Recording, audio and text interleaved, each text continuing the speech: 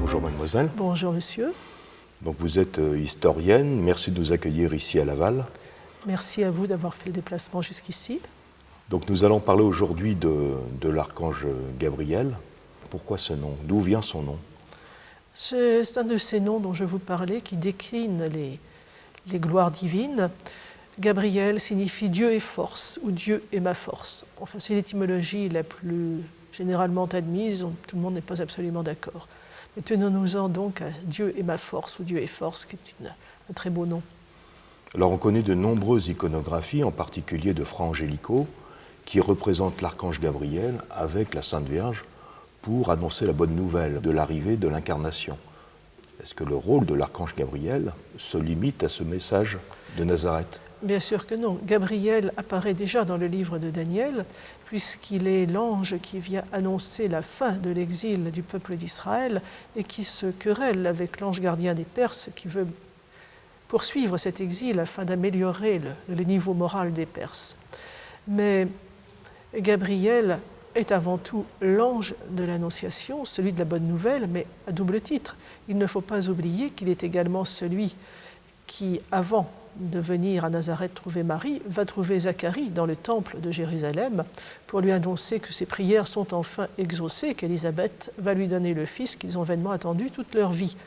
Et vous vous souvenez que Zacharie va répondre un peu sèchement: comment cela se fera-t-il? Je suis un vieil homme et ma femme est vieille. Et Gabriel, qui comme tous les anges peut avoir le caractère assez emporté, lui dit: puisque tu ne m'as pas cru, tu demeureras muet jusqu'à la naissance de ce fils que tu appelleras Jean. Et nous arrivons enfin effectivement à l'Annonciation, où Gabriel vient là encore annoncer cette nouvelle extravagante à Marie, qu'elle sera mère d'un fils conçu par le Saint-Esprit.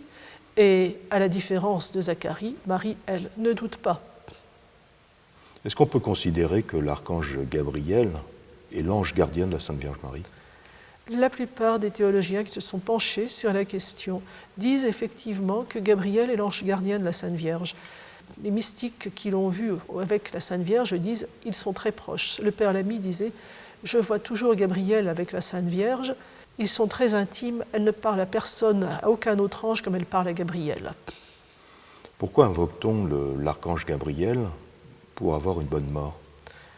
Normalement, ce devrait être plutôt Saint Michel, qui est l'ange psychagogue par définition, mais c'est une très ancienne coutume de demander à Gabriel, en effet, l'aide d'une bonne mort, l'assistance au lit de mort. J'avoue que je ne sais pas exactement pourquoi et comment cette tradition s'est formée, mais elle est ancienne.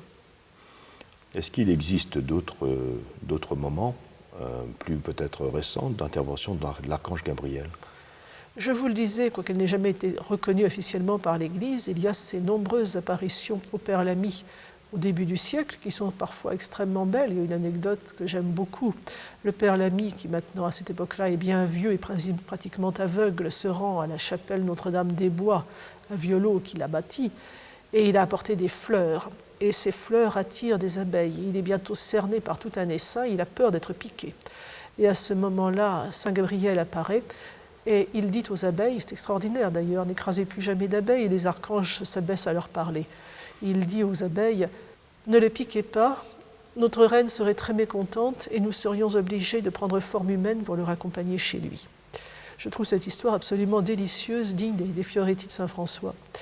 Mais il y a une intervention beaucoup plus connue, c'est celle de Gabriel en 1947, entre le 8 et le 14 décembre, à l'île Bouchard en Touraine, où il apparaît dans l'église en compagnie de la Vierge Marie, et à la question des petites filles fascinées par le beau ange, comme dit la plus jeune: qui êtes-vous? Il répond: je suis l'archange Gabriel.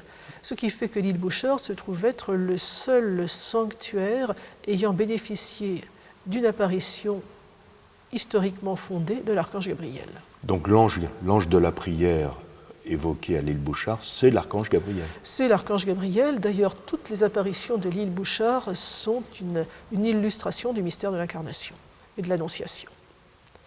Alors le pape Pie XII a considéré que l'archange Saint Gabriel était le patron des postes et des télécommunications.